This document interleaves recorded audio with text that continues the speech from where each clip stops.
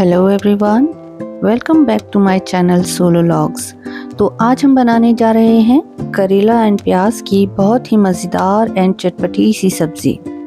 अक्सर जब भी हम करेला बनाते हैं तो उसमें कड़वापन रह जाता है, लेकिन जब आप मेरे तरीके से इसे बनाएंगे तो आप देखेंगे कि इसमें बिल्कुल भी कड़वापन नहीं है और ये एक बेहतरीन चटपटी सी मज़ेदार सी सब्ज़ी बनकर तैयार हुई है। तो चलिए फिर इसे बनाना स्टार्ट करते हैं। इसके लिए मैंने आधा किलो करेला लिया है और उसे अच्छे से धोकर सुखा लिया है। उसके बाद मैंने इसको मीडियम साइज़ के स्लाइस किए हैं। जैसा कि आप देख पा रहे होंगे कि मैं राउंड शेप में इस करेले को अच्छे से मीडियम साइज़ में स्लाइस कर रही हूँ। जब आपका करेला अच्छे से स्लाइस हो जाएगा तब हमें इसके अंदर नमक ऐड करना होगा। तो आधा किलो करेला आप लें और अच्छे से स्लाइस करके रख लें। अब हम इसमें 2 से 3 टेबलस्पून तक नमक ऐड करेंगे, अच्छे से मिक्स करेंगे और करेले को तकरीबन 1.5 से 2 घंटे के लिए साइड में रख देंगे। 1.5 से 2 घंटे के बाद जब आप करेले को चेक करेंगे तो देखेंगे कि करेले ने अपना सारा पानी छोड़ दिया है, यानी कि इसका कड़वापन भी काफ़ी हद तक निकल ही चुका है। अब बस इस करेले को हमें लेना है और अच्छे से निचोड़ कर अलग करके रख लेना है। जितना ज़्यादा पानी करेला छोड़ेगा आप मानकर चलिए कि इसका कड़वापन ऑलमोस्ट ख़त्म हो जाता है। तो आप अच्छे से अपने हाथों से दबाते हुए सारे करेले को अच्छे से निचोड़ लीजिए। देखिए कितना सारा पानी हमारे करेले ने यहाँ पर छोड़ दिया है। अब क्योंकि इसके अंदर बहुत ज़्यादा नमक है तो जो करेला है हमें उसे अच्छे से वॉश भी करना होगा।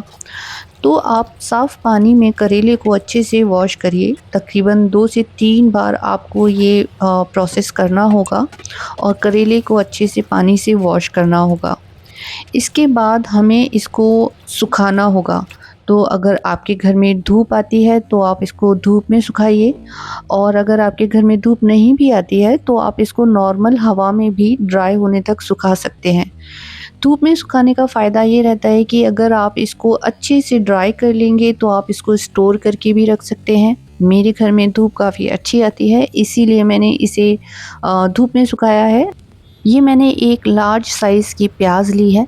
इस प्याज के हमें स्लाइस करने होंगे। अगर आपके पास मीडियम साइज़ की प्याज है तो आप मीडियम साइज़ की 2 प्याज ले लीजिए और इसके हमें नॉर्मल स्लाइस करने होंगे। बहुत ज़्यादा थिन या बहुत ज़्यादा थिक स्लाइस हमें नहीं करने हैं। एज़ यू सी मैंने एक मीडियम साइज़ के ही स्लाइस सारे प्याज के किए हैं। और अब एक कढ़ाई में हमें तेल गरम करना है और इस प्याज को हमें फ्राई करना है। तो ये प्याज मैंने फ्राई करने के लिए डाल दिया है। मैंने मस्टर्ड ऑयल यूज़ किया है फ्राई करने के लिए। आपके पास जो भी ऑयल है आप उसको यूज़ करिए। ये प्याज हमें ज़्यादा गोल्डन ब्राउन होने तक फ्राई नहीं करना है, लाइट पिंक होने तक ही मुझे इसे फ्राई करना है और हल्का ट्रांसलूसेंट होने तक और हल्का गोल्डन होने तक ही मुझे इसे फ्राई करना है। बहुत ज़्यादा फ्राई इसे हमें नहीं करना।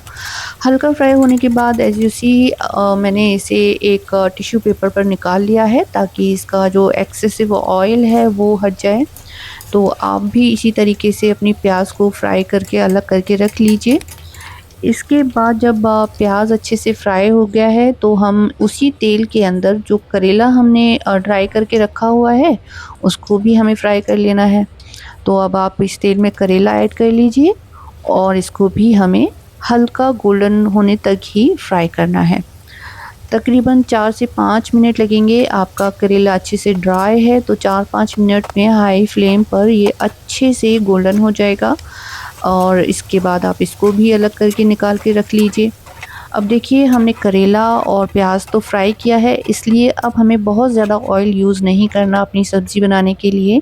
एक कढ़ाई में हमें 2 टेबलस्पून ऑयल लेना है और इसके अंदर अब हमें कुछ मसाले ऐड करने हैं, जिसमें 1 टीस्पून ज़ीरा, 1 टीस्पून सौंफ, 1 टीस्पून राई, मेथी दाना और हाफ़ टी स्पून कलौंजी। ये सारी चीज़ें हमें ऑयल के अंदर ऐड करनी है। और जब मसाले तड़कने लग जाएंगे तो इसमें 2 मीडियम साइज़ के टमाटो की हमें प्यूरी ऐड करनी है। इसके बाद हमें इसके अंदर मसाले ऐड करने हैं। 1 teaspoon red chilli powder, 1.5 teaspoon धनिया पाउडर, हाफ टी स्पून हल्दी पाउडर एंड 2 स्पून हमें इसके अंदर अच्छे से अमचूर पाउडर ऐड करना है। अब इन सभी मसालों को हमें अच्छे से भूनना है, तो आप थोड़ा सा पानी ऐड करिए और ऑयल सेपरेट होने तक हमें सभी मसालों को अच्छे से भून लेना है। जब इसका ऑयल सेपरेट होने लग जाए तो आपने जो करेले फ्राई करके रखे हैं वो इस प्यूरी में ऐड कर दीजिए और सभी करेलों को इस प्यूरी में अच्छे से आप कोट कर लीजिए। तकरीबन 2-3 मिनट तक हाई फ्लेम पर कुक करते हुए आप सभी करेलों को इस ग्रेवी में अच्छे से कोट कर लीजिए। जितना ज़्यादा आप करेले को इस ग्रेवी के साथ भूनेंगे उतनी ही अच्छी खुशबू आप देखेंगे कि इसके अंदर से आने लग जाएगी।